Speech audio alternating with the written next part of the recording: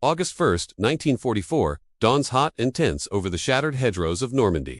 For nearly 2 months, Allied armies have clawed forward yard by bloody yard against fanatical German resistance. Casualties mount daily, progress stalls in the choking Bocage country, and the breakout everyone prays for remains elusive. At Supreme Headquarters in Versailles, General Dwight D. Eisenhower leans over a massive map table, surrounded by his senior commanders Americans, British Canadians all staring at the same intractable problem: how to smash through the German lines and reach open terrain where armor can finally maneuver. Omar Bradley points to a narrow sector west of Saint-Lay. Operation Cobra: saturate the area with the heaviest aerial bombardment yet seen, then drive armored spearheads through the cratered gap. Eisenhower nods grimly. It could work, but expectations remain cautious. A steady push, perhaps 50 miles in a week if everything goes perfectly. Then a British liaison bursts in with an urgent dispatch from the newly activated U.S. Third Army. Eisenhower scans it, reads it again, and feels a jolt of disbelief. The message comes from George S. Patton, Jr., the firebrand general finally unleashed after months in limbo. Third Army will surge into Brittany, secure the entire peninsula in 4 days. Then wheel east toward Paris and keep going as far as fuel permits. Bradley shakes his head.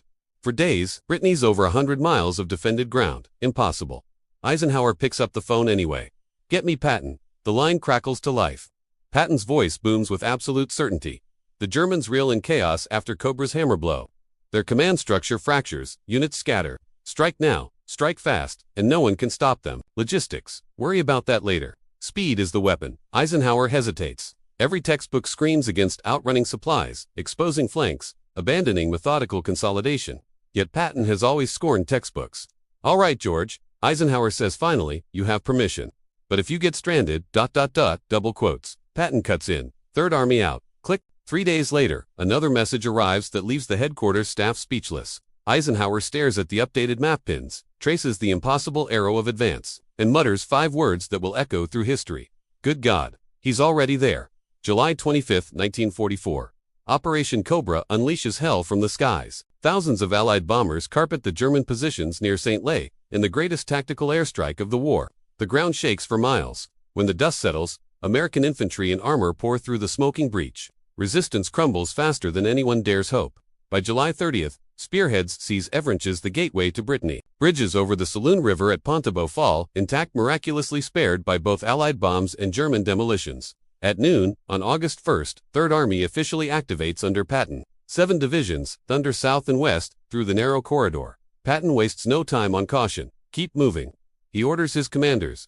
Don't stop for anything. If a tank runs dry, siphon fuel from captured German vehicles. If ammo runs low, use theirs. Just keep moving. Tank crews push their Shermans to the limit, advancing 20 miles the first day, 30 the next, 40 after that. German commanders scramble to react, but by the time they pinpoint Third Army's location, Patton has already vanished elsewhere. "Where is Patton?" becomes the panicked refrain in enemy headquarters.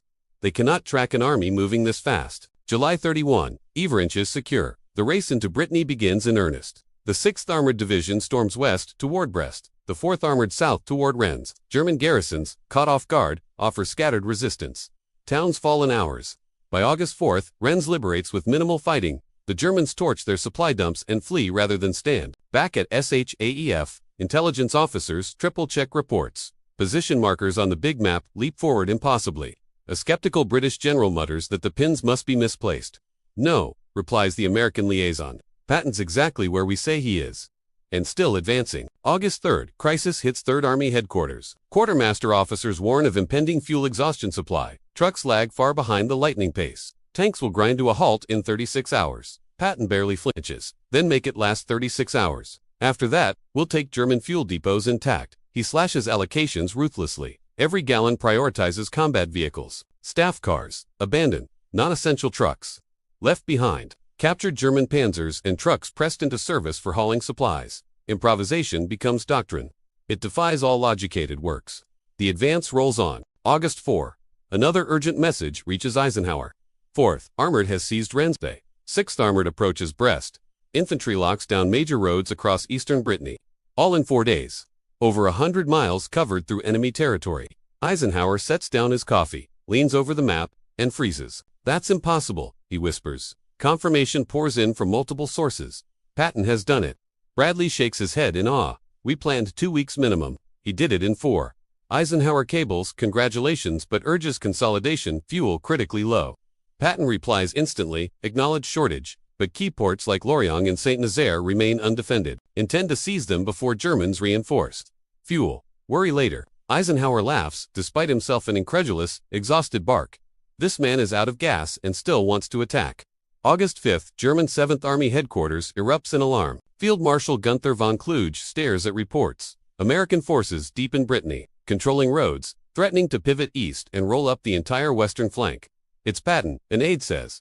Von Kluge has no reserves to plug every gap. Orders go out, fall back, establish lines farther east. The initiative slips away. Germans no longer dictate the battle, they react, always one desperate step behind. August 6 to 10th.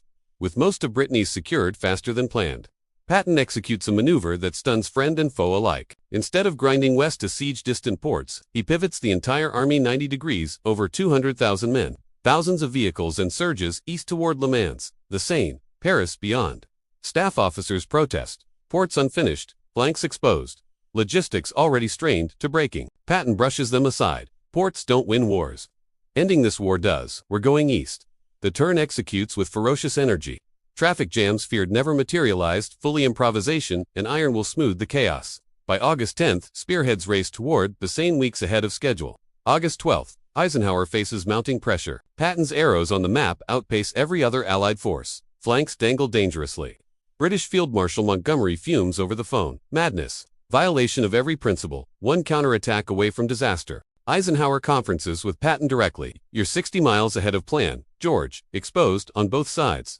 Supplies stretched thin. Why shouldn't I order you to halt? Because the Germans are broken, Patton replies. Shattered. Give them breathing room and they'll fortify. Push now, and we end this before winter. Risk versus reward. Eisenhower weighs it, then compromises. Advance as far as fuel allows, but halt the moment positions become untenable. August 19th. Third Army reaches the Seine River 4 weeks ahead of the most optimistic timelines. Engineers improvise crossings under fire. Tanks forge shallow points. Infantry commandeers captured boats. Within 36 hours, bridgeheads secure on the far bank. A German commander gapes at the latest report. Patton can't be across already. Yesterday he was 50 miles away. His aide replies dryly. That was yesterday. At SHAEF, Eisenhower gathers his staff. Gentlemen, Third Army has crossed the Seine on August 19th. Original plans had them arriving mid-September. That's 4 weeks gained, thousands of lives spared, cities saved from ruin. He gazes at the map, those relentless arrows pointing toward Germany. I didn't believe it possible. But George proved us wrong. August 25th. The miracle runs dry, not from German bullets, but empty fuel tanks. Divisions halt, literally within sight of the Reich border. Tanks idle silent. Patton rages at headquarters, then pleads with Eisenhower, divert fuel from Montgomery's stalled forces. I'm 60 miles from the Rhine. Give me the gas, and I'll be across in days. We can finish this in 1944. The debate rages. Historians will argue it forever. Eisenhower decides, priority to Montgomery's northern thrust, Operation Market Garden. Political balance, coalition unity demand it. Patton hangs up, silent a long moment, then turns to his staff. Scrounge every drop, captured stocks, abandoned vehicles, anything. We're not stopping now. September 1944. Third Army sits frustratingly static, burning with impatience. German positions tantalize in the distance. Patton visits forward units, promising the advance will resume. Privately, he confides to his diary. We could have ended the war by Christmas. The delay will cost rivers of blood, yet the achievement stands unmatched. In 30 days, Third Army advances over 600 miles, captures or destroys dozens of German divisions, takes tens of thousands of prisoners at astonishingly low cost, liberates vast swaths of France with speed that leaves enemies reeling and allies breathless. German generals post-war admit the nightmare. Patton appeared where impossible, struck before defenses formed, vanished before counterattacks gathered. We could predict Montgomery, one says, but Patton, he fought like a ghost. Speed became armor, speed became security. A fast army slips behind lines before enemies react. Patton grasps this instinctively, discards caution, embraces audacity. August 4, 1944. Eisenhower stands over the map once more, staring at markers no planner deemed reachable so soon. Good God, he murmurs quietly, he's already there. 5 words capturing shock, admiration, frustration all at once. They define Patton, the general always ahead of schedule, ahead of doctrine, ahead of what anyone believed possible. In an era when armies measure progress in cautious miles per day, Patton measures in miles per hour. He refuses impossible as final. When told in advance cannot happen that fast, he does it anyway. When worn supplies cannot sustain it, he improvises away. When ordered to slow and consolidate, he accelerates instead. Good God, he's already there, is not mere surprise. It is recognition. Patton reshapes the war, proving that in mobile warfare, speed is not merely advantage.